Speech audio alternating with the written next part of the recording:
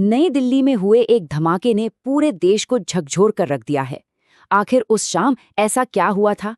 चलिए इस घटना से जुड़ी हर कड़ी को जोड़कर पूरी तस्वीर को समझने की कोशिश करते हैं। तारीख थी 10 नवंबर 2025। जगह थी दिल्ली और वक्त था शाम के करीब 7 बजे। एक आम दिन का ये अंत एक बहुत ही भयानक घटना की शुरुआत बनने वाला था। तो चलिए जो शुरुआती तथ्य हमारे सामने हैं उन पर नजर डालते हैं। 10 नवंबर की शाम लगभग 6:52 से 7 बजे के बीच लाल किला मेट्रो स्टेशन के गेट नंबर 1 के पास एक कार में एक जबरदस्त धमाका हुआ। यही वो बुनियाद है जिस पर पूरी जांच टिकी हुई है। तो अब सवाल ये है कि आखिर उस शाम हुआ क्या था। चलिए घटनाओं के सिलसिले को ठीक से समझते हैं। देखिए, ये धमाका एक धीमी रफ्तार से चल रही कार में हुआ, लेकिन इसकी आग इतनी तेजी से फैली कि उसने पास खड़े कई ऑटो रिक्शा और गाड़ियों को भी अपनी चपेट में ले लिया, जिससे वहां अफरा तफरी का माहौल और भी ज्यादा बढ़ गया। सब कुछ बहुत तेजी से हुआ। शाम के 6:52 पर एक कार ट्रैफिक सिग्नल पर रुकती है और ठीक 8 मिनट बाद लगभग 7 बजे उसी कार में एक जोरदार धमाका होता है। इसके फौरन बाद इमरजेंसी सर्विसेज मौके पर पहुंचती हैं और पूरे इलाके को सील कर दिया जाता है। अब बात करते हैं इस घटना के असर की और देखते हैं कि इसके फौरन बाद अधिकारियों ने क्या कदम उठाए। जो शुरुआती रिपोर्ट्स आईं वो वाकई दिल दहला देने वाली थीं। इस धमाके में कम से कम 8 लोगों की जान चली गई। और सिर्फ इतना ही नहीं, 20 से ज्यादा लोग घायल भी हुए। ये सिर्फ एक आंकड़ा नहीं है, ये उन परिवारों की कहानी है जिनकी जिंदगी उस एक शाम ने हमेशा के लिए बदल दी। धमाके के कुछ ही मिनटों में पूरा सुरक्षा तंत्र एक्शन में आ गया।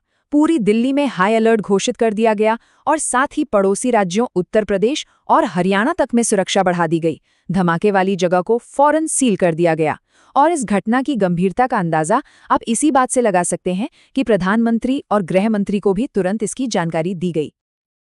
अब आते हैं सबसे अहम सवाल पर, जांच में अब तक क्या पता चला है। आइए देखते हैं कि कौन-कौन सी एजेंसियां इस गुत्थी को सुलझाने में लगी हैं। ये एक मल्टी एजेंसी जांच है। दिल्ली पुलिस ने सबसे पहले मोर्चा संभाला, जिसके फौरन बाद फोरेंसिक टीमें सबूत जुटाने में लग गईं और जल्द ही राष्ट्रीय जांच एजेंसी यानी NIA और राष्ट्रीय सुरक्षा गार्ड यानी NSG जैसी बड़ी एजेंसियों को भी शामिल कर लिया गया, जो ये साफ संकेत देता है कि इसे एक बहुत ही गंभीर घटना के तौर पर देखा जा रहा है।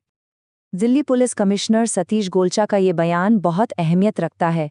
उन्होंने इस बात की पुष्टि की कि धमाका उस कार में हुआ जो ट्रैफिक सिग्नल पर रुकी हुई थी।